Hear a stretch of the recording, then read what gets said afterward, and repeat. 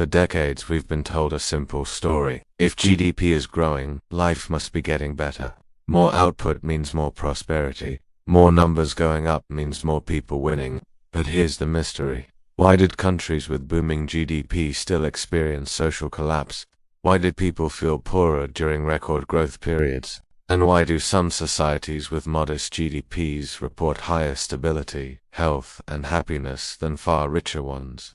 Today's global economy is larger than at any point in human history, yet anxiety, inequality, debt, and instability are everywhere. So the question isn't how big the economy is.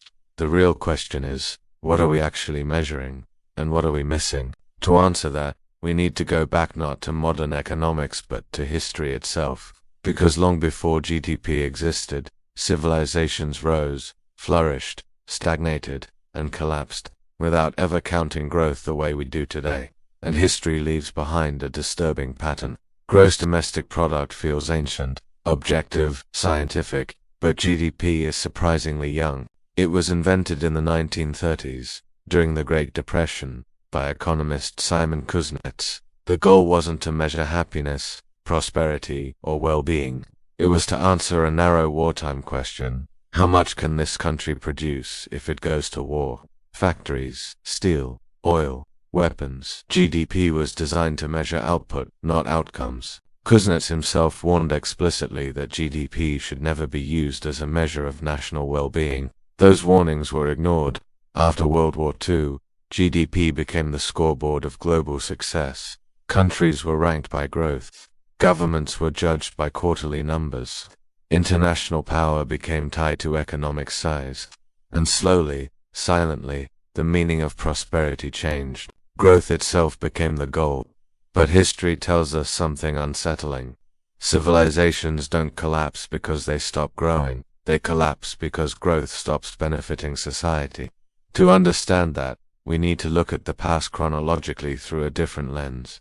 In ancient civilizations, prosperity was not abstract, it was visible. In Mesopotamia, economic well-being was measured by grain storage, land fertility, and the ability to survive bad harvests. In ancient Egypt, stability mattered more than expansion.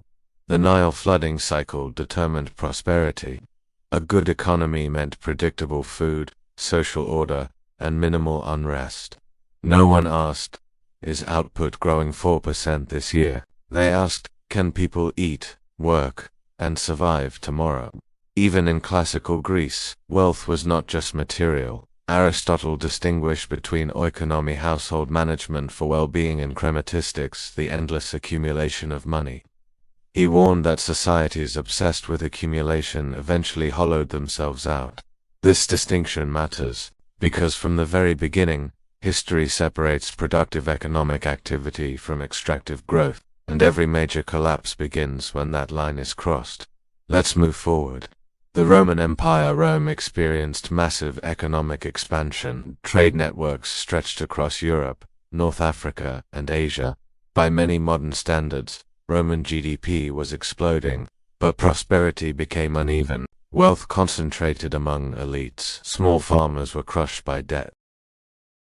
Public services decayed while luxury consumption soared. The economy was growing, but the social contract was breaking. As taxes rose and wages stagnated, citizens felt poorer even as the empire got richer. Rome didn't collapse because it stopped producing. It collapsed because economic growth stopped serving the population. Medieval feudal Europe. Economic output was low by modern standards, yet social stability lasted centuries. Why? Because well-being was tied to security, land access, and social roles, not abstract growth. When feudal obligations broke down through enclosure, debt, and forced monetization, peasants revolted.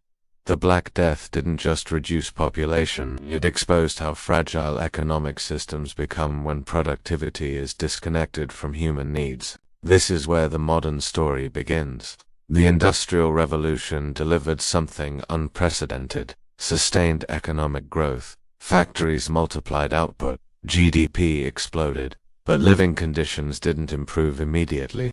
In fact, early industrial Britain saw falling life expectancy, child labor, urban overcrowding, widespread poverty. GDP was rising.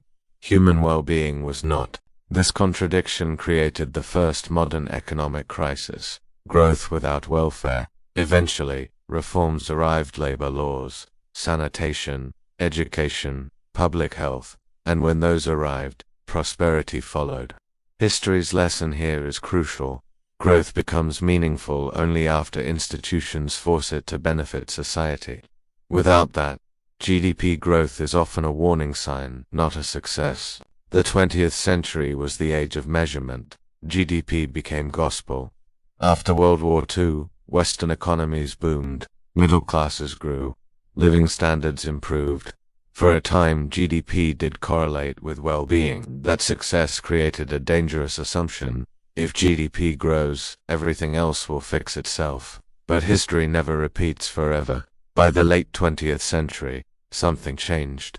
The decoupling. From the 1970s onward, productivity kept rising, GDP kept growing, wages stagnated in the United States, Europe, and later globally. Growth stopped reaching most people. The numbers looked healthy. The societies didn't. Debt replaced income, asset inflation replaced wage growth, consumption replaced security. GDP measured transactions but ignored distribution. And this leads us to the modern breaking point. Consider this. A natural disaster increases GDP through reconstruction, pollution cleanup increases GDP. Healthcare costs from chronic illness increase GDP. GDP rises during crises. GDP counts costs as gains. Meanwhile, what GDP ignores: mental health, job security, inequality, environmental depletion, social cohesion. This creates a paradox. A society can be economically successful while becoming socially unlivable. History shows this pattern repeatedly. Late Rome, late imperial China, pre-revolutionary France, colonial economies, late-stage industrial capitalism. The symptoms are always the same: rising output, rising inequality, rising debt, rising instability. The collapse doesn't start with recession. It starts with loss of legitimacy. Governments noticed the problem, so they tried to fix it without questioning GDP itself.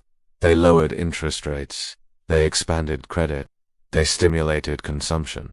Short-term growth returned. Long-term fragility worsened.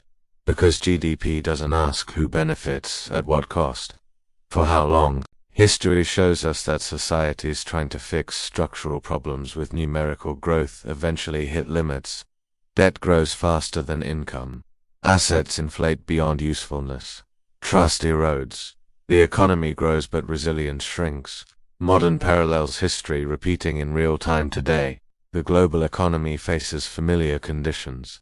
Record GDP, record debt, record inequality, record financialization. We celebrate growth while housing becomes unaffordable, work becomes insecure, young generations fall behind. This is not new. It's late-stage growth syndrome, documented across centuries.